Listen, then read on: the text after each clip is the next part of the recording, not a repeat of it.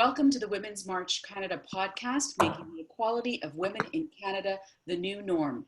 This is episode 31, entitled Sensual and Sexual Health. My name is Leanne Castellino, and I am your host, uniting, inspiring, and leading the charge for the advancement of women across Canada. Our guest this week is Kelly Swartz. Kelly is a holistic health coach, an erotic expert, and founder of awokenbeauty.com. She's a native of Mexico and currently lives in Toronto with her family, her husband, 2 children, and 1 on the way. Welcome to our podcast, Kelly. Thank you, Leanne. It's a pleasure and an honor to be here. So let's start and get right into it. What is awokenbeauty.com, awaking in women? Well, it is awakening in women a sense of intimacy that they've never been allowed to have and never even told that they could have. My big promotion, and that's what I love to promote, is self-intimacy. And we always think about intimacy as something that you have to do with a partner or that you share with somebody else, the same way as we talk about sexuality as something you share with somebody else. But intimacy, it should start with yourself. And we don't take the time, we don't have the energy, because as women, we always put ourselves last because that's what we're supposed to do according to society. We are the last of everything. It doesn't matter where or what, doesn't matter if you're married, doesn't matter if you have children, you're always last on the line. And then intimacy is a big part of who you are and what makes you happy. And by intimacy, I mean an intimate relationship with yourself. So it goes on different levels. It partakes of different levels, which includes an emotional connection and includes a sexual and a physical connection. I have had many clients who have, I had one client who was unhappy in her sex life. It was just kind of boring with her husband. And I asked her, well, like, how often do you masturbate? And she's like, what do you mean masturbate? That's his job. I'm like, no, it isn't. It's a very separate thing. Or even in workshops I do for postpartum women, I do ask when, if they have started having sex or when they did. But my most important question is, when do you start masturbating again? And again, it's like, what do you mean masturbate? Like, if I don't want to have sex, why would I masturbate? Or I can't masturbate because I feel guilty. If I don't want to have sex with my partner, I shouldn't be masturbating. I'm like, well, it's 2 separate things. One thing is to be intimate with yourself, which is incredibly important, especially after a life-changing event like making a human and then pushing it out of your body, whether by a C-section or a vaginal delivery. And another thing is the intimacy that you have with your partner, which is also extremely important, but you cannot be intimate with somebody else if you don't know how to be intimate with yourself. If you don't have a self-knowledge and if you don't know how you like to be touched or what your body feels like or what your body looks like. Like, there are so many women who have never taken a mirror and looked at what their vulva looks like. Mm-hmm. So Awoken Beauty is awakening different aspects of women's beauty, which is not necessarily exterior, but it is interior, and it has different levels. It has an intimate, it has an emotional, it has a sexual level. So then how do you go about breaking down those barriers to have your clients feel comfortable about addressing the subject matter, looking into it more deeply for themselves? Because we are talking about, traditionally taboo topics that maybe are a bit more out of the closet than they used to be, but still it's not comfortable for a lot of people. Well, I do a lot of workshops. I just launched an online program, which I hope will make me more accessible to also people who are not necessarily in where I live, although I do see clients. I have clients in Mexico, I have clients in the States, because technology is a wonderful thing. Like we are speaking right now, we're in different parts of the city. But I start off, first of all, what I like to talk about and what I like to deal with is the erotic part of sexuality. Now, when people deal with their sexuality, usually they put it in the back burner and it's like, it's not relevant, it's not important until it finally explodes. And if it does explode, then they seek help. And it's usually a partnership help. So they usually either, they will go by themselves to seek help if they have had some violent encounter, like a rape, for example, or abuse. But if not, they usually don't. Like, people just stay in the status quo. And if they do go to seek help, it's usually like couples therapy or couples sex therapy. But but it's very uncommon for people to be like, oh, wait, my sex life is not great. By myself, I want to seek help, whether I'm in a partnership or I'm not. So people read me, people see me on Instagram, on Facebook, they see me talk at a conference and they're like, oh, well, that makes sense. So let me go back to the erotic. So I call myself an erotic expert. I'm not a sex therapist, but I am an erotic expert. And the erotic is the part of sexuality that deals with the brain. And our brain is our largest sex organ and is the one that is least used. So most of our limitations and most of our capacity is in our brain, and we just don't, listen to it. So, for example, if there's right now an unfortunate epidemic of premature ejaculators in men that are 20 and 30-year-olds for a different reason, and it has nothing to do with their physicality. It has everything to do with what's happening up here. Or they're either premature ejaculators, or they have erectile dysfunction, or they have both, and it has to do with up here. So no amount of physical things, like even Viagra, is not going to help them. They need to figure things out here. And women too, women who are like, oh, I can't reach orgasm, no matter how much stimulation they have, whether by a partner or by themselves, it is a mental limit, and it is it's a imagination limit. So I deal with the brain. So I don't touch my clients. I do hug them because I'm a hugger, if they want to be hugged. But we explore the different aspects of their own erotic selves, of how it is constructed. And it comes to be like, it's a different layer. So it's an onion kind of journey that we do. It's not, we don't like dive right in, and things just emerge. And it's incredible how just having a few aha moments of their lives are like, oh, well, that makes sense, right? I had a client who was, the stories I tell, they're always anonymous, and I always have permission to repeat. I just want to mention that, who had an abusive childhood. And then she was telling me how she always felt that men paid this kind of attention to her that no other girl her age was getting. And I said, well, maybe it wasn't that you were getting it. You were much more aware of it than anybody else, because you had already been exposed to that kind of experience, which most of the women your age weren't. Most of the girls your age weren't. And for her, that was an incredible aha moment. She's like, oh, so I wasn't overtly sexual, or I wasn't this. It was just that I was more aware because I had already lived through things. And it was just like an instant thing that brought so much clarity to her current sex life. I talk a lot about the construct of their erotic self. So unfortunately, we don't get sex education as we should. The sex ed, and well, we will see what happens in Ontario, but the sex ed usually has to do with pregnancy and with STDs.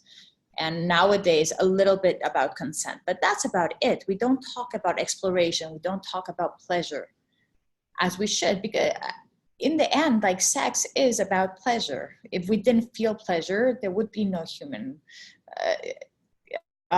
we wouldn't be here. So that's on one side. On the other side, with the kind of sex ed that we can get at home or with friends, is maybe laden with guilt and shame and ignorance, because that's, there's just a lot of baggage that comes around it. So that's all creating this phantom thing that isn't as it should be. And then on the other hand, so we have like these this thing that is guilt and shame and ignorance. And on the other hand, we have all these grand expectations from media and pornography. Because pornography, I'm a big promoter of the right kind of pornography. And I think it's fabulous. And if you're into it, you should be into it. And that's great. As long as whoever is doing the pornography is well paid. But pornography is not sex. Pornography should always be contemplated as a representation of sex. You should never take it at face value, right? But a lot of people do, a lot of young people do, is like, oh, pornography, that's what sex should be like, or movies or television. And we see, the firework orgasms or the firework kisses. And then we have our first experience and, oh my God, that guy really there's saliva all over me and it's really disgusting. And I was not expecting that. Or the first time I had sex is like, oh, was that it?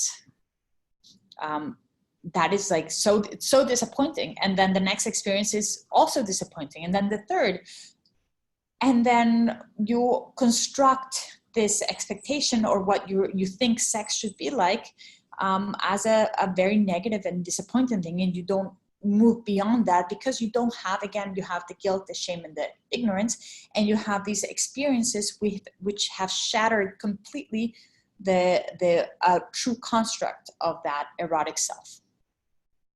Very interesting. I'm wondering how the Me Too movement, the emergence of it, and the increasing appetite in society, it would appear, to have conversations about, harassment and how women are being treated. How has that impacted what you do and how you do it? Well, it has impacted me, for example. So I actually just wrote an article. I'm trying to find where to publish it. I'll send it to you later on, about Me Too in my family. And I hadn't connected the dots. Like the moment the Me Too movement emerged, personally, I started going back in time and oh my God, this happened to me and this happened to me and this happened to me. And of course you take it as oh, well, that's normal, right? It's normal to be walking down the street for a guy to just grab you because, you're just a woman and it's normal for this. And I went back and it was it was really shocking to see how many events in my life had been abusive. Fortunately, I've never been assaulted in terms of rape, but I have been abused quite thoroughly by, just in work, in all over the place, in school, in the street, by strangers. It just happens, right? You're a woman. It's basically you're a woman. This is what's going to happen to you. But then recently I had a big fight with a sibling, with my brother. And then I went back again in time and I started to analyze and I'm oh my God, this is everything has to do with the Me Too movement, because he's always seen me as less than him. He's never respected me. I've always been kind of a piece of property. I come from a Jewish Mexican background, which means it's a very macho patriarchal thing. And I've always been told, oh, you're too sensitive, or you're too sensitive, or he doesn't mean it that way, or it's just the way he is, right? That's always the excuses from the female part of the family towards him. And he has, he's been talking about my body since I was a kid. He's been talking about the size of different parts of my body. And even now I'm pregnant and he's well, how many more kids are you going to have? And it's well, it's none of your business, but my reproduction is my reproduction, how many kids I want to. And so that has been incredible, eye-opening to me, just to put those dots together. And it's also been with the women I encounter and with the clients I see, is to go to different levels of their expectations, right? And it goes to so many levels. You think that if you haven't been assaulted with violence, then you're okay. But wait, what happens when you're in a relationship and you give in to sex even if you don't want to? And it's not assault and it's not rape, but you're just kind of not into it, but you want to appease him. What does that mean? And what does that do to you as a person when you have to subject your body into having an experience that you really don't want to have at that moment. And it's not a violent experience. It's not a negative experience. It's just, you don't really want to. Mm-hmm. And of course, you know, when you're in a committed relationship, any kind of relationship, you have to compromise, and there are certain things you need to compromise on. But body and sex, I don't think so. You should never do what you don't want to do. Mm-hmm. So that's one of the things I've been dealing with a few clients actually at the same time. It has been how to manage that in a communicative way with their partners from a loving place in which they're not rejecting them. They're just saying, I need to put myself first. So that's on the one side. On the other side is the expectations we were talking about beforehand, and how I've also had clients who've been like having really bad sex most of their lives, and they never understood that they could demand more and be like, hey, if your problem is not physical, if it's physical, go get help. If it's not physical, if it's not, go get help too. I want a good roll in the hay. I deserve a good roll in the hay. The whole part of I want and I deserve and I should have it. And many times women don't want to move things around. They don't want to even mention it. But it's like, well, the relationship is stable. It's a good relationship. It's a great partner. Like, yes, that's great. But you should also have, like a really good roll in the hay. And he should want to give you that. And he probably doesn't even know you feel this way. So how do you communicate that in a way that doesn't hurt his feelings or her feelings? If you're, I'm sorry, I've been a little bit cis in my presentation, but how do you, without hurting feelings, with doing it from a place of love and of understanding, and speaking of your needs and having the words to say it. So much to get into there. I know. I'm just trying to break this down a little bit and ask you, first of all, how do women in particular know that they need you? And then how do they go about finding someone like you? Well, there's nobody else like me. I'm unique. When I was doing, my background is extremely unique, as is my work. I'm not a sex therapist, and I put that out there. I have a background of literature. That's my biggest background, but I've been in the area of human sexuality and expression for over 10 years. I come from a very academic side of things, and then also experiential, both me as well as people. It's just, how things are just meant to be. So people would always come to me to ask me questions or to tell me things, because I would never judge. I was always like, oh, that's really interesting. Tell me more. So I've always been a researcher in that way. People find me through my website, Awoken Beauty, through Instagram, through workshops, through Facebook, Twitter, although my Twitter account, although it's active, is not as active as my other social.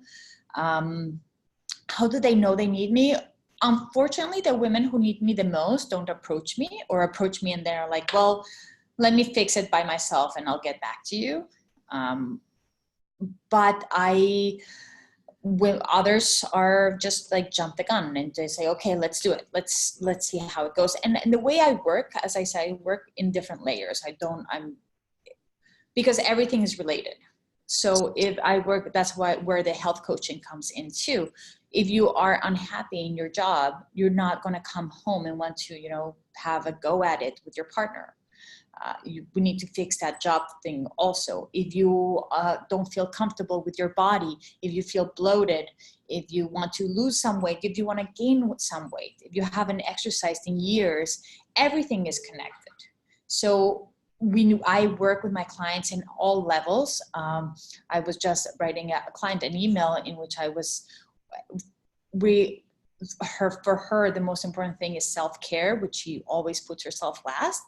And what I'm being a big promoter is for her kids to be more independent. You'd say, well, what does that have to do with anything? Well, the moment you're not dressing your kids and making 4 lunches every day, you have a little bit more time for yourself. so I promote independence with that particular client, and her kids are slowly like getting on board and are figuring out that it's so much better for them to do their lunches and for them to get dressed, because then they can wear all shades of pink and not, be perfectly matching, and have a sense of fashion that is their own. And that is liberating for her, because now she has a little bit more time, even mental time, to think and to be. Yeah. Let me ask you this. How did your perspective on sensuality and sexuality get impacted when you became a mother? Oh, so much. Well, I think it got impacted first in pregnancy, and this is my third pregnancy, and all my pregnancies have been different. So just having your body completely hijacked and having it completely changed. I was the first pregnancy, I was so shocked by how my body was changing, because I was just I don't know how, there's this a whole other thing, how a lot of women, or most women, don't talk about pregnancy. Just because most of my friends had already been mothers. All of my cousins had already been mothers, but nobody told me anything. And then suddenly, it wasn't just, I thought just the belly was going to grow, but everything was growing, and nothing fit. And I just felt gross and horrible. And I was like, and it was really, really hard, because all the years I had spent on loving or learning to love my body as it was suddenly kind of came undone, because it was another body. And then the hormonal changes. So in my first pregnancy, I was a very, very horny woman. Like my husband was scared of me. He'd come home from work and I'd be like, don't talk to me. Just don't do anything. Just, drop your pants. We'll have a conversation later. In my second pregnancy, I was like, sex? What's sex for? Who needs sex? What? Completely irrelevant. It was really strange to me to feel that way. And what's interesting was the first was a girl and the second was a boy. So supposedly should have been the other way around, because I had more testosterone in my body with the second, but I was so off it. Even postpartum, I was like, I really don't need sex ever. I'm okay with that, right? And it was so strange, right? Just to accommodate that. And then, so that was the mental side of things, of just flowing and being very, very open with my partner about how I was feeling and what I wanted and what I needed. And how, yes, I want more cuddles. And then I'm like, don't touch me. I don't want to be touched right now. And you're touching me a little bit too much. So again, from a loving place, but just it's very hard when you're having so many changes, or when there's somebody who's used to you or being a certain way, and then you change things on them. You need to tell them, and you need to tell them why. It's I just don't feel like it, or in my first pregnancy, I got into really kinky stuff, which I hadn't been into before. And then once the pregnancy was done, it was done. And then I got into other things. It's just real. I had a client I love that. During her pregnancy, she was into superhero porn.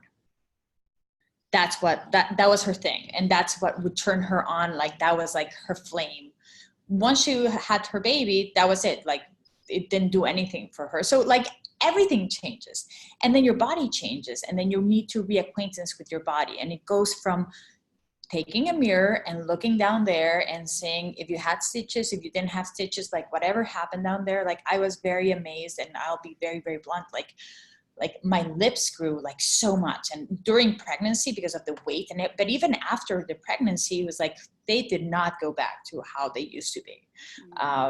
They're just obviously changed. I wasn't expecting that, but I should have been expecting that at the same time. And it's reacquaintancing with how I look, how I feel, and re-loving myself and having a new sense of intimacy with myself. So that's why I said oh, yes, sex with your partner, that's great. Masturbate and rediscover and walk around naked and be comfortable again. And also having children, or having little people who are touching themselves all the time because it feels good, and how you deal with that, right? And how it's my daughter will be in the in the bath, she's 2.5, and she'll suddenly have like her hands in between her legs and have a completely glazed look. And he's like, oh, okay, she's at it right now. That's great. And she's too young right now, and she's in diapers. So the conversation of where she should be doing what she's doing hasn't happened quite yet, or we've started to have that conversation, but it's like, it's okay for you to touch yourself. That's great. It feels really good. You just need to wash your hands before and after, and you only do it like in certain places. You don't do it on the bus, and you don't do it in the park. Mm-hmm. And yeah, I think I've over expanded on your question. No, it's all terrific. Let me ask you in closing, because this is a topic where, as you say, there are layers and many of them, but then you've got things like, cultural questions and religious questions and communication. Everybody communicates differently, but what would you say are your top 3 pieces of advice to other women in particular when it comes to how they look at themselves sensually and sexually? Well, first of all, the first one would be to actually look at themselves, to, prance naked in front of the mirror, to take a mirror between their legs and to actually look in a positive way, like not try to find flaws, because we don't spend time in front of the mirror. We're always in a hurry. And the time we do spend in front of the mirror is usually a criticizing time. So find things that are beautiful, that are part of you. And that includes your body and includes your genitals. We have a notion of what our genitals should look like. Everybody's looks different. They just are. We're just Emily Nagoski says, we're just made up of same parts, but just like the accommodation is a little different. The organization is a little bit different, or the coloring, and that's fine. It's just everything's normal as long as it doesn't hurt. Then you need other kind of professional help. Everything is normal and everything is beautiful, and you just need to find that beauty and take off that cultural layer of what things should be like. So that's first. Second is take time to yourself. We don't take time to ourselves. We don't, and if we do, we're usually doing something else. So even if you're, I don't know, having a pedicure done, you're doing work emails, or you're figuring out the grocery list. So really take time to yourself at least once a week, especially if you're a mother. But even if you're not a mother, just take time. I wish I could go back in time to my singlehood, where I had all the time in the world, but I was always in a hurry and I was always doing something. And I never really did that of like, okay, I'm taking myself out on a date. I'm doing that. And the third is communication, and communication from a place, communication with yourself, which is helpful when you do maybe journaling or maybe morning pages.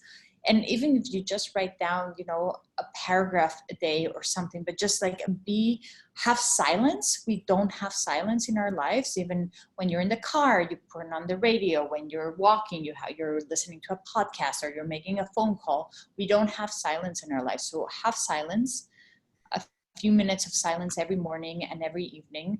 Like, don't be on your phone until you close your eyes. And use that time to speak to yourself, and then speak, if you have a partner, to speak to your partner. And if the same words are not working, it's like the metaphor of the person who trips on the same rock on the same path to go somewhere. So take a different path. You can take a different path to get to the same place. So if the same words are not working with your partner, so use different kinds of words and use a different tone and use a different methodology to put your point across. We think that the other should always understand what we're thinking and feeling, but nobody's a mind reader. We need to say things, and that also goes, especially for postpartum women, right? That it takes such a toll on your body, on your mental health, and everything. And then there's so much frustration because your partner, if you have one, is not helping out enough or is not doing their job. But if you don't ask them to, if you don't tell them what they need to be doing, like in their early stages, like what can they, like besides for diapers, like, well, honey, every time I'm nursing, I'm hungry and thirsty. Every time I nurse, I want a snack and water. and they'll be so happy they know what to do, and you'll be so happy because they're doing it.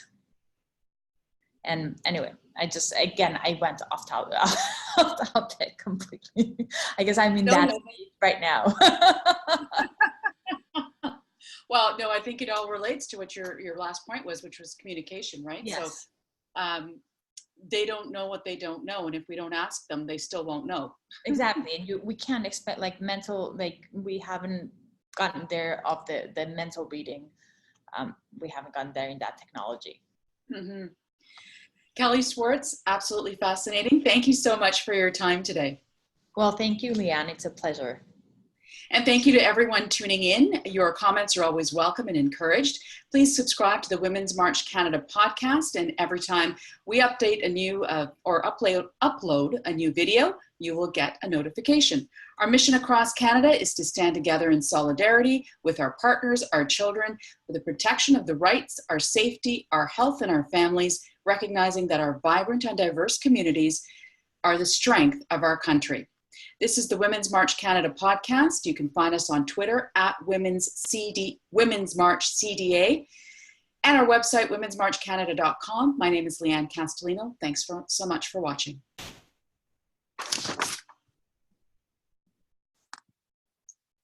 Thanks to our guest, Kelly Swartz, and thank you for joining us for this podcast. Your comments are always welcome and encouraged. Please subscribe to Women's March Canada's channel and receive updates every time we upload a new podcast. Our mission across Canada is to stand together in solidarity with our families, our partners, and our children for the protection of our rights, our safety, our health, and our families, recognizing that our vibrant and diverse communities are the strength of our country. This is the Women's March Canada podcast. You can find us on Twitter at Women's March CDA. My name is Leanne Castellino. Thanks so much for watching and have a great day.